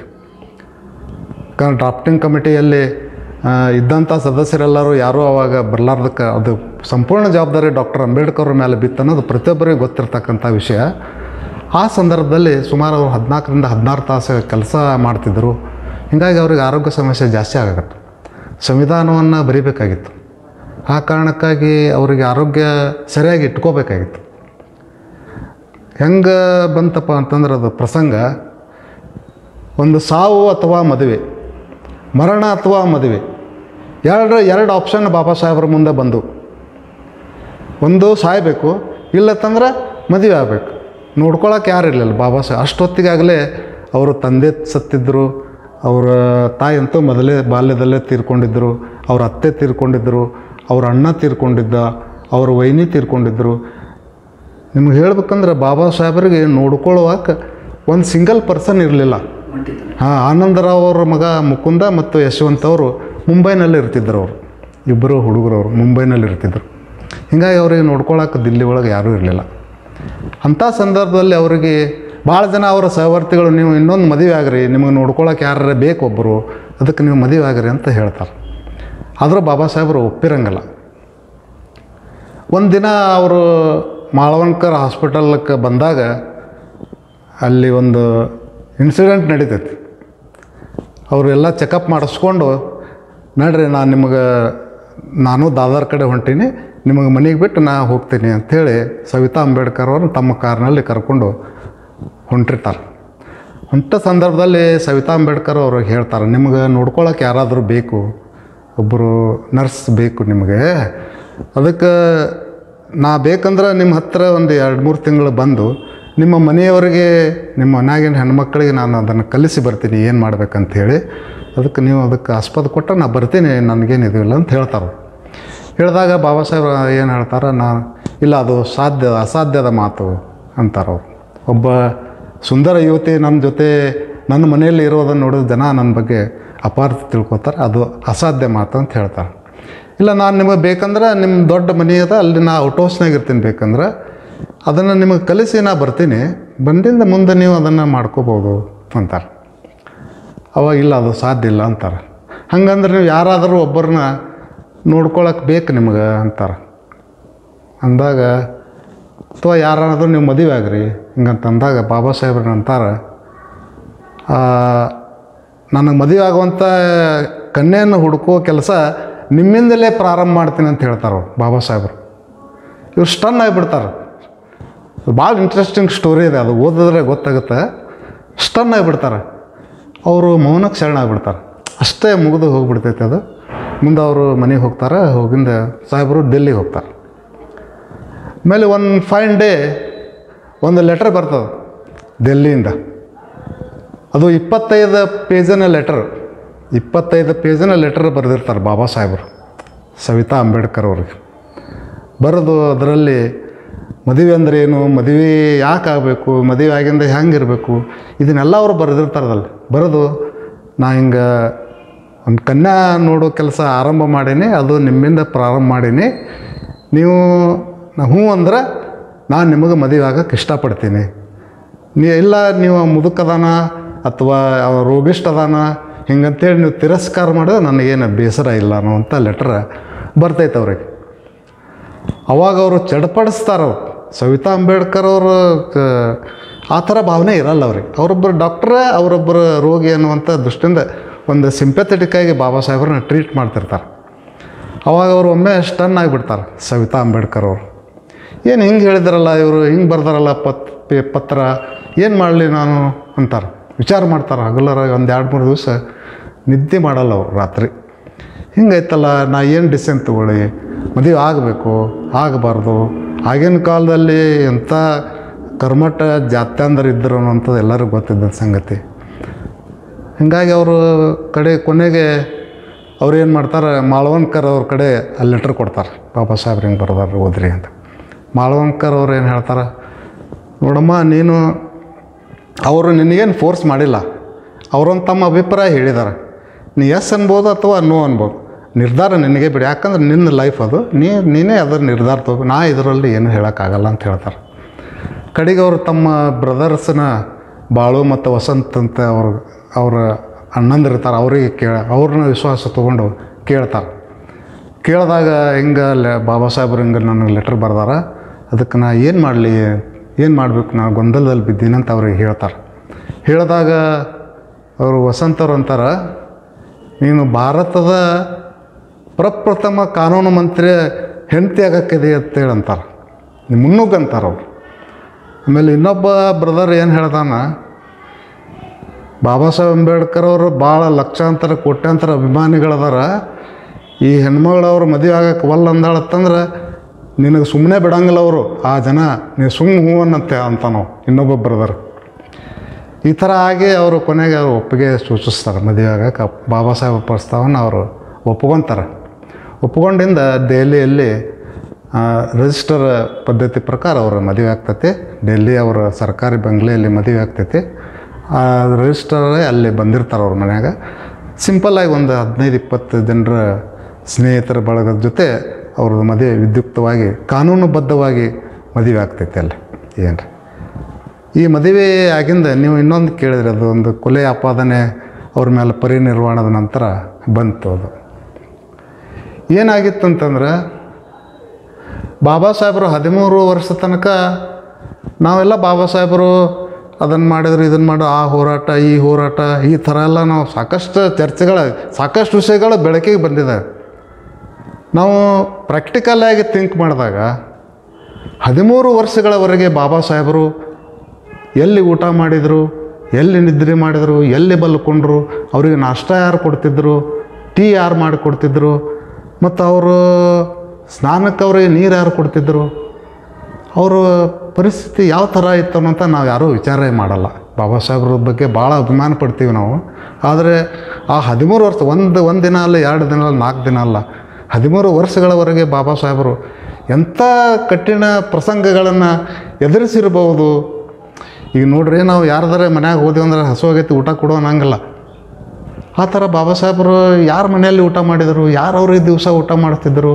ಆಮೇಲೆ ಅವ್ರಿಗೆ ನರಶೂಲೆ ಇತ್ತು, ಕಾಲು ಸೆಳೆತ ಇತ್ತು, ನರ ಸೆಳೀತಿತ್ತು. ಆ ಸಮಯದಲ್ಲಿ ಅವ್ರಿಗೆ ಯಾರು ಮುಲಾಮ್ ಹಚ್ಚಿದ್ರು, ಯಾರು ಅವರು ಮಸಾಜ್ ಮಾಡಿದರು, ಇದೆಲ್ಲ ನಾವು ವಿಚಾರ ಮಾಡಬೇಕಲ್ಲ. ಹೀಗಾಗಿ ಅವ್ರ ಕಾರ್ಯಕರ್ತರು ಅವಾಗ ತಮ್ಮ ಮನಸ್ಸು ಬಂದಾಗ ಬಂದುಬಿಡ್ತಿದ್ರು. ಸಾಹೇಬರು ಮಲ್ಕೊಂಡಿದ್ರು ಕೂಡ ಎಬ್ಬಿಸಿ ಅವ್ರ ಜೊತೆ ಮಾತಾಡ್ಕೊತ ಕೊಡ್ತಿದ್ರು. ಆಮೇಲೆ ಬಂದ್ರಂತಂದ್ರೆ ಎದ್ದು ಹೋಗ್ತಿದ್ದಿಲ್ಲ, ಹಾಗೆ ಮಾತಾಡೋದೆ ಸಮಯದ ಇದನ್ನಿಲ್ಲ. ಅಂದ್ರೆ ಯಾವಾಗಂದ್ರೆ ಅವಾಗ ಕಾರ್ಯಕರ್ತರು ಬರೋದು, ಮಾತಾಡೋದು, ತಮ್ಮ ಕೆಲಸ ಹೇಳೋದು, ಅಥವಾ ಅಂಥ ಚಳವಳಿ ಬಗ್ಗೆ ಮಾತಾಡೋದು, ಈ ಥರ ಅಲ್ಲಿತ್ತು. ಇವರು ಮದುವೆ ಆದ ತಕ್ಷಣ ಏನಾಗ್ಬಿಡ್ತಾರೆ, ಇವರೊಂದು ಟೈಮ್ ಟೇಬಲ್ ಫಿಕ್ಸ್ ಮಾಡಿದರು. ಸಾಹೇಬರ ದಿನಚರಿ ಗೊತ್ತಾಗ್ಬಿಡ್ತು ಅವ್ರಿಗೆ ಏನಾಯ್ತು ಅಂತ, ಯಾಕೆ ಹಿಂಗೆ ಆಗ್ತೈತೆ. ಇವರು ಒಂದು ಟೈಮ್ ಟೇಬಲ್ ಫಿಕ್ಸ್ ಮಾಡ್ಯಾರ ಸವಿತಾ ಅಂಬೇಡ್ಕರ್ ಅವರು. ಇಷ್ಟು ಗಂಟೆಗೆ ಏಳಬೇಕು, ಇಷ್ಟು ಗಂಟೆಗೆ ಟಿಫನ್, ಇಷ್ಟು ಗಂಟೆಗೆ ಸ್ನಾನ, ಇಷ್ಟು ಗಂಟೆಗೆ ನೀವು ಆಫೀಸ್ ಹೋಗೋದು, ಆಫೀಸಿಂದ ಇಷ್ಟು ಗಂಟೆಗೆ ಬರಬೇಕು, ಮಧ್ಯಾಹ್ನ ಇಷ್ಟರಿಂದ ಇಷ್ಟರ ತನಕ ನಿದ್ರೆ, ಈ ಥರ ಒಂದು ಟೈಮ್ ಟೇಬಲ್ ಫಿಕ್ಸ್ ಮಾಡಿದರು. ಸಾಹೇಬರು ರಾತ್ರಿ ಯಾವಾಗಂದ್ರೆ ಅವಾಗ ಓದ್ಕೋತ ಕೂಡ್ತಿದ್ರು, 1 ಗಂಟೆ 2 ಗಂಟೆ ತನಕ ಓದ್ಕೋತ ಕೂಡ್ತಿದ್ರು. ಅವಾಗ ಬೆಳಗ್ಗೆ ಅವರು ಎಷ್ಟೊತ್ತು ಗಂಟೆಗೆ ಹೇಳ್ಬೇಕು ಅನ್ನೋಂಥ ಇವರು ಫಿಕ್ಸ್ ಮಾಡಿದ್ರು. 7 ಗಂಟೆಗೆ ಹೇಳ್ತಿದ್ರು, 8 ಗಂಟೆಗೆ ಸ್ನಾನ, 8 ಟಿಫನ್ನ, ಈ ಥರ ಎಲ್ಲ ಮಾಡಿ ಅವ್ರಿಗೊಂದು ಟೈಮ್ ಟೇಬಲ್ ಹಾಕಿದರು. ಅವರ ಆರೋಗ್ಯದ ದೃಷ್ಟಿಯಿಂದ, ಇವು ಜನರನ್ನು ದೂರ ಇಡುವಂಥ ದೃಷ್ಟಿಯಿಂದ ಅಲ್ಲ, ಆರೋಗ್ಯದ ದೃಷ್ಟಿಯಿಂದ. ಆ ಸಮಯದಲ್ಲಿ ಸಾಹೇಬರು ವಿಶ್ರಾಂತಿ ಸಮಯದಲ್ಲಿ ಯಾರೇ ಕಾರ್ಯಕರ್ತರು ಅಥವಾ ಚಳವಳಿ ನಾಯಕರು ಬಂದಾಗ ಇವರು ಅವಾಯ್ಡ್ ಮಾಡಿದ್ರು. ಸಾಹೇಬರು ರೆಸ್ಟ್ ಮಾಡ್ತಾಯಿದ್ರೆ ನೀವು ಇಷ್ಟು ಗಂಟೆಗೆ ಬರ್ರಿ, ಈ ಥರ ಅವರೆಲ್ಲ ಕೆಲವು ಟೈಮ್ಗಳನ್ನು ಫಿಕ್ಸ್ ಮಾಡಿದ್ರು. ಅದು ಏನಾಯಿತು, ಅದು ಇವರು ನಾಯಕರು ಮತ್ತು ಕಾರ್ಯಕರ್ತರು ಇವ್ರ ಮೇಲೆ ತಪ್ಪು ಅಭಿಪ್ರಾಯಗಳು ಹೊಂದಕ್ಕೆ ಸಾಧ್ಯ. ಅದನ್ನು ಅವ್ರು ಬರ್ಕೊಂಡಿದ್ದಾರೆ. ಅದ್ರಾಗ ಅವ್ರು ನನ್ನ ಮೇಲೆ ಸಿಟ್ಟಾದರು, ಕೋಪ ಇದೆಲ್ಲ ನಾ ಮಾಡಿದ್ರಿಂದ ಆ ನಾಯಕರು ನನ್ನ ಮೇಲೆ ಸ್ವಾಭಾವಿಕವಾಗಿ ಸಿಟ್ಟಾದ್ರು ಅನ್ನುವಂಥ ವಿಷಯವನ್ನು ಅವರು ತಮ್ಮ ಆತ್ಮಚರಿತೆಯಲ್ಲಿ ಬರ್ಕೊಂಡಿದ್ದಾರೆ. ಏನು ಹೀಗಾಗಿ ಅವ್ರ ಮೇಲೆ ತಪ್ಪು ಅಭಿಪ್ರಾಯಗಳು ಪ್ರಚಾರ ಆಕೋತ ಹೋಗ್ಬಿಡ್ತು. ಯಾಕಂದ್ರೆ ಯಾವಾಗ ಭೇಟಿ ಆಗೋರು ನಮ್ಮ ಲೀಡ್ರಿಗೆ ಈ ಹೆಣ್ಮಗಳು ಭೇಟಿ ಮಾಡಿಸ್ಕೊಡೋಲ್ಲಗ, ನಮಗೆ ಮಾತಾಡೋಕ್ಕೆ ಬಿಡೋಲ್ಲಗ ನಮ್ಮ ಜೋಡಿ, ಈ ಥರ ಎಲ್ಲ ಅಪಪ್ರಚಾರಗಳು ಅವ್ರ ಸಾಹೇಬರು ಜೀವಂತಿದ್ದ ಸಮಯದಲ್ಲೇ ಇವೆಲ್ಲ ಪ್ರಚಾರಗಳು ಸ್ಟಾರ್ಟ್ ಆಗಿಬಿಟ್ಟೆವು, ಪ್ರಾರಂಭ ಆದವು. ಅದೇ ಆಪಾದನೆಗಳು ಅವರು ಪರಿನಿರ್ವಾಣದ ನಂತರನೂ ಅವರು ಎದುರಿಸ್ಬೇಕಾಯ್ತು. ಯಾಕಪ್ಪ ಅಂತಂದ್ರೆ ಅಲ್ಲಿ ಇನ್ನೊಂದು ವಿಷಯ ಬರ್ತದೆ. ಯಾರೋ ಬೇರೆ ಒಬ್ಬರು ವೈದ್ಯರನಲ್ಲಿ ಕರ್ಕೊಂಡು ಬಂದಿರ್ತಾರೆ, ಸಾಹೇಬರಿಗೆ ತೋರಿಸ್ಬೇಕು, ಇವ್ರ ಕಡೆಯಿಂದ ಟ್ರೀಟ್ಮೆಂಟ್ ಕೊಡ್ಸಿದ್ರೆ ಆರಾಮಾಗ್ತಾರೆ ಸಾಹೇಬರು ಅನ್ನುವಂಥ ವಿಷಯ ಹೇಳ್ತಾರೆ. ಅವಾಗ ಸವಿತಾ ಅಂಬೇಡ್ಕರ್ ಅದಕ್ಕೆ ಒಪ್ಕೊಳ್ಳಿಲ್ಲ ಅನ್ನುವಂಥ ಮಾತನ್ನು ಕೆಲವು ಜನ ಲೇಖಕರು ಬರೆದಿದ್ದಾರೆ ತಮ್ಮ ಇದರಲ್ಲಿ. ಅದು ಅವಾಗ ಏನಾಯ್ತಂತಂದ್ರೆ 1951ರಲ್ಲಿ ಬಾಬಾ ಸಾಹೇಬರಿಗೆ ಕೊಲಂಬಿಯಾ ವಿಶ್ವವಿದ್ಯಾಲಯದ ಡಿಲಿಟ್ ಪದವಿ ಡಾಕ್ಟರೇಟ್ ಕೊಡುವಂಥ ಸಂದರ್ಭದಲ್ಲಿ ತಮ್ಮ ಆರೋಗ್ಯದ ಎಲ್ಲ ದಾಖಲೆಗಳನ್ನು ತಾವು ಏನು ಟ್ರೀಟ್ಮೆಂಟ್ ತೊಗೋತಿದ್ರು ಅವೆಲ್ಲ ತೊಗೊಂಡು ಹೋಗಿರ್ತಾರೆ ಬಾಬಾ ಸಾಹೇಬ್ರು ಕೊಲಂಬಿಯಾಕ್ಕೆ, ಅಮೇರಿಕಾ ಕೊಲಂಬಿಯಾ ವಿಶ್ವವಿದ್ಯಾಲಯದಲ್ಲಿ ಡಾಕ್ಟರೇಟ್ ತೊಗೊಳ್ಳೋ ಹೊತ್ನಾಗ ಅಲ್ಲಿ ಅವರು ತಜ್ಞ ವೈದ್ಯರನ್ನ ಭೇಟಿಯಾಗಿ ಇವೆಲ್ಲ ತೋರಿಸ್ತಾರೆ ಅವರು, ಇವೆಲ್ಲ ಹಿಂಗೆಲ್ಲ ಟ್ರೀಟ್ಮೆಂಟ್ ತೊಗೊಳಕತ್ತೀವಿ, ಅದಕ್ಕೆ ಮುಂದೆ ಹೆಂಗೆ ಮಾಡಬೇಕು ಅಂಥೇಳಿ ಒಪಿನಿಯನ್ ಕೇಳಿದಾಗ ಅವರು ಹೇಳ್ತಾರೆ, ಇದು ಯಾರು ಟ್ರೀಟ್ಮೆಂಟ್ ಮಾಡ್ತಾರೆ, ನನ್ನ ಹೆಂಡತಿ ಮಾಡ್ತಾಯಿದ್ದಾಳೆ, ನನ್ನ ಹೆಂಡತಿ ಡಾಕ್ಟರ್ ಅದಾರ ಅಂತೇಳಿ ಹೇಳ್ತಾರೆ ಬಾಬಾ ಸಾಹೇಬ್ರು. ಹೇಳಿದಾಗ ತಜ್ಞ ವೈದ್ಯರು ಏನು ಹೇಳ್ತಾರೆ, ಇಲ್ಲ ಇದು ಟ್ರೀಟ್ಮೆಂಟ್ ಇದೇ ಫೈನಲ್ ಟ್ರೀಟ್ಮೆಂಟ್, ಇದನ್ನು ಬಿಟ್ಟರೆ ಬೇರೆ ಯಾವುದೋ ಟ್ರೀಟ್ಮೆಂಟ್ ಇಲ್ಲ, ನಿಮ್ಮ ಟ್ರೀಟ್ಮೆಂಟ್ ಕರೆಕ್ಟಾಗಿ ನಡೆದಿದೆ ಅನ್ನುವಂಥ ಮಾತನ್ನು ಆ ತಜ್ಞ ವೈದ್ಯರು, ಅಮೇರಿಕದ ತಜ್ಞ ವೈದ್ಯರು ಬಾಬಾ ಸಾಹೇಬ್ರಿಗೆ ಹೇಳಿರ್ತಾರೆ. ಹೀಗಾಗಿ ಬಾಬಾ ಸಾಹೇಬ್ರಿ ಯಾವುದೇ ಕಾರಣಕ್ಕೂ ಬೇರೆ ಡಾಕ್ಟ್ರಿಗೆ ತೋರಿಸಿಲ್ಲ, ಮಾಳವಣ್ಕರ್ಗೆ ಅವ್ರಿಗೆ ಏನು ತ್ರಾಸಾದರೂ ಡಾಕ್ಟರ್ ಮಾಳವಣ್ಕರ್ ಅವ್ರಿಗೆ ಫೋನ್ ಮಾಡ್ತಿದ್ರು. ಮಾಳವಣ್ಕರ್ ಅವರೇ ಮುಂಬೈಯಿಂದ ಪ್ಲೇನ್ ಮುಖಾಂತರ ಡೆಲ್ಲಿಗೆ ಹೋಗ್ತಾರೆ, ಬಾಬಾರಿಗೆ ಟ್ರೀಟ್ಮೆಂಟ್ ಮಾಡಿ ಮತ್ತು ಅವರು ವಾಪಸ್ ಮುಂಬೈಗೆ ಬರ್ತಿದ್ರು. ಇದು ಹೊರತಾಗಿ ಅಲ್ಲಿ ಯಾವುದೇ ದುರುದ್ದೇಶ ಸವಿತಾ ಅಂಬೇಡ್ಕರ್ ಅವರು ಇರಲಿಲ್ಲ ಅನ್ನುವಂಥದ್ದು ನಮಗೆ ಈ ಪುಸ್ತಕದ ಮುಖಾಂತರ ತಿಳಿದು ಬರ್ತೈತೆ. ಏನು ಆಮೇಲೆ ಇನ್ನೊಂದು ಏನಂತಂದ್ರೆ ಅವರು ಬ್ರಾಹ್ಮಣರಾಗಿದ್ದರಿಂದ ಅವ್ರ ಮ್ಯಾಗ ಕೊಲೆ ಬಂತು, ಆಪಾದನೆ ಬಂತು, ದಲಿತರಾಗಿದ್ದ ಬರ್ತಿರಲಿಲ್ಲ ಅನ್ನೋವಂಥ ಮಾತನ್ನು ನೀವು ಕೇಳಿದ್ರಿ. ಅದು ಒಂದು ಭಾಳ ಉತ್ತಮ ಪ್ರಶ್ನೆ. ಅದು ದಲಿತರಾಗಿದ್ದರೆ ಬರ್ತಿದ್ರೋ ಇಲ್ಲೋ ಅಂತ ನಾವು ಕೂಡ ವಿಚಾರ ಮಾಡುವಂಥ ಒಂದು ಸಂಗತಿ. ಬಹುಶಃ ಬರ್ತಿರ್ಲಿಲ್ಲೇನೋ, ಅದು ದಲಿತರಿದ್ದರಂದ್ರೆ ಬರ್ತಿರ್ಲಿಲ್ಲೇನೋ, ಅಥವಾ ಬಂದರೂ ಬರ್ಬೋದು. ಯಾಕಂತಂದ್ರೆ ಸವಿತಾ ಅಂಬೇಡ್ಕರ್ ಅವ್ರು ಮಾಡಿದ್ದೇನೆ ಆ ದಲಿತ ಹೆಣ್ಮಗಳು ಕೂಡ ಮಾಡಬೇಕಾಗ್ತಿತ್ತು ಅವಾಗ ಸಾಹೇಬರ ಆರೋಗ್ಯ ದೃಷ್ಟಿಯಿಂದ, ಯಾಕಂದ್ರೆ ಕೆಲಸ ಭಾಳ ಇತ್ತು. ಹಾಂ, ಅವ್ರ ಪತ್ನಿಯಾಗಿ ಆ ಹೆಣ್ಮಗಳು ಅವ್ರ ಆರೋಗ್ಯ ಕಾಪಾಡೋದು ಅಕ್ಕಿಂದ ಕೆಲಸ. ಅದಕ್ಕಾಗಿ ದಲಿತ ಮಹಿಳೆ ಇದ್ದರೂ ಕೂಡ ಸವಿತಾ ಅಂಬೇಡ್ಕರ್ ಅವರು ಮಾಡಿದ್ದನ್ನೇ ಅವರು ಕೂಡ ಮಾಡಬೇಕಾಗ್ತಿತ್ತು. ಹೀಗಾಗಿ ಆಪಾದನೆ ಬಂದರೂ ಬರ್ಬೋದಾಗಿತ್ತು. ಆದರೆ ಇವರು ಈ ಬ್ರಾಹ್ಮಣ ಆಗಿದ್ದ ಕಾರಣಕ್ಕಾಗಿ ಈ ಒಂದು ಆಪಾದನೆಯನ್ನು ಬಂತು ಅನ್ನುವಂಥದ್ದು ಅಷ್ಟೇ ಸಮಂಜಸನೂ ಐತಿ. ಅದಕ್ಕಾಗಿ ಅವರು ಭಾಳ 10 ವರ್ಷಗಳವರೆಗೆ ಅವರು ಅಜ್ಞಾತವಾಸನ ಅನುಭವಿಸಿದ್ದಾರೆ. 10 ವರ್ಷಗಳವರೆಗೆ ಅವರು ಯಾರನ್ನೂ ಭೇಟಿಯಾಗಿಲ್ಲ. ಒಬ್ಬ ಹೆಣ್ಮಗಳು, ನಮ್ಮ ಭಾರತೀಯ ಸಂಸ್ಕೃತಿಯಲ್ಲಿ ಒಬ್ಬ ಹೆಣ್ಮಗಳು ಗಂಡನ್ನು ಕಳ್ಕೊಂಡು ವಿಧವೆಯಾಗಿ ಅದೇ ಗಂಡನ ಕೊಲೆ ಆಪಾದನೆ ತನ್ನ ಮೇಲೆ ಹೊತ್ಕೊಂಡು ಯಾವ ಥರ ಅವರು ಜೀವನ ಮಾಡಿರ್ಬೋದು, ಯಾವ ಥರ ಇರ್ಬೋದು, ಒಬ್ಬಂಟಿಯಾಗಿ ಎಲ್ಲಿ ಇದ್ದರು, ಏನು ಮಾಡಿದ್ರು ಯಾರಿಗೂ ಗೊತ್ತಿರಲಿಲ್ಲ. ಅವರು ಭಾಳ ವೇದನೆಯನ್ನು ಅನುಭವಿಸಿದ್ದಾರೆ. ಕೊನೆಗೆ ನಮ್ಮ ದಲಿತ ಪ್ಯಾಂಥರದ ನಾಯಕರು ರಾಜಾ ಢಾಲೆ, ನಾಮದೇವ್ ಢಸಾಳ, ರಾಮದಾಸ್ ಅಟ್ವಲೆ, ಅರುಣ್ ಕಾಂಬ್ಳೆ ಮುಂತಾದವರು ಕೆಲವು ಯುವಕರು ಅವರನ್ನು ಗುರುತು ಹಚ್ಚಿ ಕರ್ಕೊಂಡು ಬಂದು ಸಮಾಜಮುಖಿ ಕೆಲಸದಲ್ಲಿ ಅವ್ರನ್ನ ತೊಡಗಿಸಿ ಅದನ್ನು ಅವರು ಕೃತಜ್ಞತೆಯಿಂದ ಅವರೆಲ್ಲ ಹೆಸರುಗಳನ್ನು ಅವರು ಸ್ಮರಿಸಿದ್ದಾರೆ ಈ ಪುಸ್ತಕದಲ್ಲಿ. ಏನು ಇದು ಒಂದು ಘಟನೆ, ಇದು ಬಾಬಾ ಸಾಹೇಬ್ರ ಜೀವನದಲ್ಲಿ ಮತ್ತು ಸವಿತಾ ಅಂಬೇಡ್ಕರ್ ಜೀವನದಲ್ಲಿ ಮರಿಲಾರದಂಥ ಒಂದು ಘಟನೆ ಅಂತ ನಾನು ತಿಳ್ಕೊಂಡೆ. ವೀಕ್ಷಕರೇ, ಡಾಕ್ಟರ್ ಅಂಬೇಡ್ಕರ್ ಸಹವಾಸದಲ್ಲಿ ಇರುವಂಥ ಅದ್ಭುತವಾದಂಥ ಕೃತಿ. ಯಾವುದೇ ಮಂಡು ವಿಚಾರ ಮಾಡದೆ ಕೊಂಡು ಓದಿದ್ರೆ ಈ ಎಲ್ಲ ಸಮಸ್ಯೆಗಳ ಪರಿಹಾರ ಇದರಲ್ಲಿ ಇದೆ ಅಂತ ನಾನು ಅಂದ್ಕೊಂಡಿದ್ದೇನೆ. ನಾನು ಕೂಡ ಸ್ವಲ್ಪ ಓದಿರೋದರಿಂದ ಹೊಸಮನಿಯವರು ಹೇಳುವ ಪ್ರಕಾರ ಇದರಲ್ಲಿ ಸಾಕಷ್ಟು ರಹಸ್ಯಗಳು ಅಡಗಿಕೊಂಡಿವೆ. ಓದುಗರಾದವರು ತಾವು ಖಂಡಿತ ಇದು ಓದಬೇಕು. ಆ ಪ್ರಕಾಶನಕ್ಕೆ ಅದ್ಭುತವಾದಂಥ ಕೆಲಸ ಮಾಡಿರುವಂಥ ಪ್ರಕಾಶನದ ಬಸವರಾಜ ಸುಳಿಬಾಯಿ ಅವರಿಗೆ ಧನ್ಯವಾದಗಳು ಖಂಡಿತವಾಗಿಯೂ ಸಲ್ಲಿಸಲೇಬೇಕು. ಯಾಕಂದರೆ ಇದು ಅಳಿದು ಹೋಗಿರುವಂಥ ಅಥವಾ ಅಳಿದು ಹೋಗಲೇಬೇಕಿರುವಂಥ ಸಂದರ್ಭದಲ್ಲಿ ಹುಟ್ಟಿರುವಂಥ ಪುಸ್ತಕ ಇದು. ಕನ್ನಡ ಸಾಹಿತ್ಯಕ್ಕೆ ಒಂದು ಅದ್ಭುತ ಕೊಡುಗೆ ಅಂತ ನಾವು ಹೇಳ್ಬೋದು. ಅನಿಲ್ ಹೊಸಮನಿಯವರು ಈ ಕೃತಿಗೆ ನಾವು ಕೃತಜ್ಞರಾಗಿರಲೇಬೇಕು. ಹಾಗೆ ನಮ್ಮ ಸಮಸ್ಯೆಗಳ ಪರಿಹಾರಕ್ಕೆ ಈ ಒಂದು ಕೃತಿ ಸಾಕು ಅನ್ನುವಂತಿದೆ. ಇದರ ಪ್ರಕಾರ, ಪುಸ್ತಕದ ಪ್ರಕಾರ ಸಹವಾಸದಲ್ಲಿ ಅನ್ನುವಂಥ ಒಂದು ಶಬ್ದ ನಾವು ಹೇಳ್ತಿರ್ತೇವೆ. ಅವರ ಸಹವಾಸದಲ್ಲಿ ಅನ್ನುವಂಥ ಶಬ್ದ ಅಂಬೇಡ್ಕರ್ ಸಹವಾಸದಲ್ಲಿ ಮಾತ್ರ ಏನಾಯಿತು, ಏನಾದರೂ ಕೆಟ್ಟ ಕೆಲಸಗಳಾಯ್ತಾ? ಹೇಗೆ ಸವಿತಾ ಅಂಬೇಡ್ಕರ್ ಅವರಿಗೆ ನಿಜವಾಗ್ಲೂ ಆಯಿತು. ಹಾಗಾಗಿ ಅವರು ಕೋಪದಿಂದ ಈ ಶಬ್ದ ಬಳಸಿದ್ರು ಹೇಗೆ? ಯಾಕೆಂದರೆ ಮೂಲ ಶಬ್ದ ಇದೇ ಆಗಿತ್ತು ಅನ್ನೋದನ್ನು ಲೇಖಕರು ವ್ಯಕ್ತಪಡಿಸ್ತಾರೆ. ನೀವು ಪ್ರಶ್ನೆ ಕೇಳೋದು ಸ್ವಾಭಾವಿಕ ಇದೆ. ಒಂದು ಸಹವಾಸ ಅನ್ನುವಂಥದ್ದು ನೆಗೆಟಿವ್ ಥಿಂಕ್ ಮಾಡ್ತಾರೆ ಜನ. ಅದು ನೆಗೆಟಿವ್ ಇಲ್ಲ, ಅದು ಪಾಸಿಟಿವ್ ಇದೆ. ಸಹವಾಸ ಅಂದರೆ ಜೊತೆಯಲ್ಲಿ ವಾಸಿಸುವುದು ಅಂದಾಗ. ಈಗ ನಾವು ಸಹಪಾಠಿ, ಸಹವರ್ತಿ, ಈ ಥರ ಸಹಕಾರಿ, ಈ ಥರ ಎಲ್ಲ ಹೇಳ್ತೀವಲ್ಲ, ಅದೇ ಥರನೇ ಜೊತೆಯಲ್ಲಿ ವಾಸಿಸಿರೋದ್ರಿಂದ ಸಹವಾಸದಲ್ಲಿ ಅನ್ನುವಂಥ ಆ ಟೈಟಲ್ ಅದಕ್ಕೆ ಬಂದಿದೆ. ಸ್ವತಃ ಡಾಕ್ಟರ್ ಸವಿತಾ ಅಂಬೇಡ್ಕರ್ ಅವರೇ ಮರಾಠಿಯಲ್ಲಿ ಡಾಕ್ಟರ್ ಅಂಬೇಡ್ಕರಾಂಚ ಸಹವಾಸಾತ್, ಡಾಕ್ಟರ್ ಅಂಬೇಡ್ಕರಾಂಚ ಸಹವಾಸಾತ್ ಅಂತ ಇಟ್ಕೊಂಡಿದ್ದಾರೆ. ನಾವು ಅದನ್ನು ಬದಲು ಮಾಡುವಂಥ ಉದ್ದೇಶಕ್ಕೆ ಹೋಗಿಲ್ಲ. ಭಾಳ ಜನ ಅದನ್ನು ಬದಲು ಮಾಡಿರಿ ಅಂತಂದರು. ಆದರೆ ನನಗದು ಯಾಕೋ ಇಷ್ಟ ಆಗಲ್ಲ ಬದಲಿ ಮಾಡೋದು. ಸಹವಾಸ ಅನ್ನೋದು ನಾವು ಕೆಟ್ಟ ಅಂತ ಯಾಕೆ ತಿಳ್ಕೊಬೇಕು, ಅದನ್ನು ನೆಗೆಟಿವ್ ಯಾಕೆ ತಿಳ್ಕೊಬೇಕು, ಅದನ್ನು ಜೊತೆಯಲ್ಲೇ ವಾಸ ಮಾಡೋದು ನೆಗೆಟಿವ್ ಅದು. ಹೀಗಾಗಿ ನಾನು ಅದನ್ನು ಚೇಂಜ್ ಮಾಡಲ್ಲ. ಈಗ ಕೆಲವು ಜನ ಕಮೆಂಟ್ನೂ ಮಾಡಿದ್ದಾರೆ, ಸಹವಾಸದಲ್ಲಿ ಅಂದ್ರೆ ಅಂಬೇಡ್ಕರ್ ಅವ್ರ ಚಾರಿತ್ರ್ಯ ಹರಣ ಆಗಿದೆ ಆ ಶಬ್ದದಿಂದ ಅಂಥೇಳಿ ಒಬ್ಬರು ಕೆಲವು ಜನ ಕಮೆಂಟ್ ಮಾಡಿದ್ದಾರೆ. ಅದು ಹೆಂಗೆ ಚಾರಿತ್ರ್ಯ ಹರಣ ಆಗುತ್ತೆ? ಸಹವಾಸ ಜೊತೆಯಲ್ಲಿ ವಾಸಿಸ್ತಿದ್ರು ಅಂತಂದ್ರೆ ಅದು ಹರಣ ಆಗುತ್ತಾ?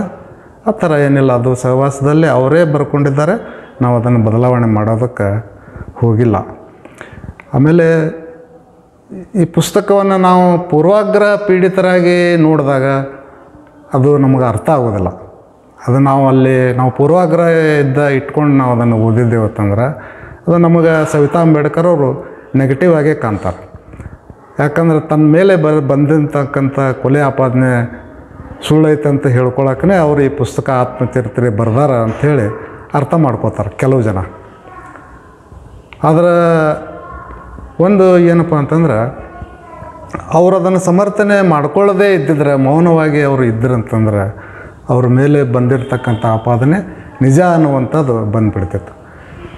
ಆಮೇಲೆ ಅದು ಬಾಬಾ ಸಾಹೇಬರ ಪರಿನಿರ್ವಾಣದ ನಂತರ ಅನೇಕ ದಲಿತ ಮುಖಂಡರು, ಪಾರ್ಲಿಮೆಂಟ್ನಲ್ಲಿ ಕೆಲವು ಸಂಸತ್ ಸದಸ್ಯರು ಅವರೆಲ್ಲರೂ ಈ ಅಂಬೇಡ್ಕರ್ ಸಾವಿನ ಕುರಿತು ತನಿಖೆ ಆಗಬೇಕಂತ ಒತ್ತಾಯ ಮಾಡಿದಾಗ ಅವಾಗಿನ ನೆಹರು ಸರ್ಕಾರ ಒಂದು ಆಯೋಗ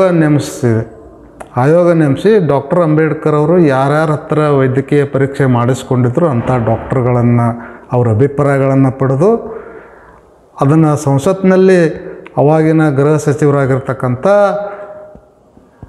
ಗೋವಿಂದ ವಲ್ಲಭ ಪಂತವರು ಪಾರ್ಲಿಮೆಂಟ್ನಲ್ಲೇ ಅದನ್ನು ಅನೌನ್ಸ್ ಮಾಡಿದ್ದಾರೆ. ಅಂಬೇಡ್ಕರ್ ಅವ್ರದ್ದು ಸಹಜ ಸಾವು, ಅದು ಕೊಲೆ ಅಲ್ಲ ಅನ್ನುವಂಥದ್ದನ್ನು ಅವಾಗೇ ಅವರು ಅನೌನ್ಸ್ ಮಾಡಿದ್ದಾರೆ. ಅಷ್ಟರ ಮೇಲೂ ಕೂಡ ಸವಿತಾ ಅಂಬೇಡ್ಕರ್ ಅವರು ತಮ್ಮ ಜೀವನ ಪರ್ಯಂತ ಬಾಬಾ ಸಾಹೇಬರ ಕೊಲೆಗಾರತೆ ಅನ್ನುವಂಥ ಹಣೆಪಟ್ಟಿಯನ್ನು ಅಂಟಿಸ್ಕೊಂಡೇ ಅವರು ಭಾಳ ನೋವಿನಿಂದ ಇದು ಮಾಡಿದರು. ಆದ್ರೆ ಅವರು ಅದನ್ನು ಯಾವುದೋ ಲೆಕ್ಕಕ್ಕೆ ತೊಗೊಳ್ಳಿಲ್ಲ. ನಾನು ಯಾಕೆ ಅವರಿಗೆ ಆನ್ಸರ್ ಮಾಡಲಿ, ನನ್ನ ಮೇಲೆ ಏನು ಹೇಳ್ತಾರೆ ಹೇಳಿ, ನಾ ಮಾಡೋ ಕೆಲಸ ಮಾಡ್ತೇವೆ. ನಿಮ್ಗೆ ಇನ್ನೂ ಒಂದು ಹೇಳಬೇಕಂತಂದ್ರೆ ಬಾಬಾ ಸಾಹೇಬರು ರಾಜ್ಯಸಭಾ ಸದಸ್ಯರಿದ್ದರು ಅವರ ಪರಿನಿರ್ವಾಣ ಸಮಯದಲ್ಲಿ.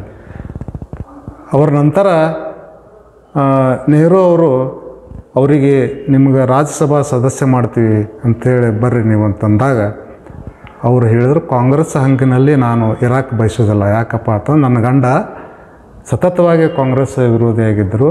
ಕಾಂಗ್ರೆಸ್ಸಿನ ಸಹಾಯದಿಂದ ನಾನು ರಾಜ್ಯಸಭಾ ಸದಸ್ಯ ನಾನು ಆಗೋದಿಲ್ಲ.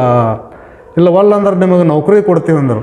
ನಾನು ನೌಕರಿ ಮಾಡಬಾರ್ದು ಅಂತ ನನ್ನ ಗಂಡನ ಆಸೆ ಇತ್ತು. ಇರುವಂಥ ನೌಕರಿನೇ ನನಗೆ ಬಿಡಿಸಿ ಅವರು ಮದುವೆಯಾಗಿದ್ದರು.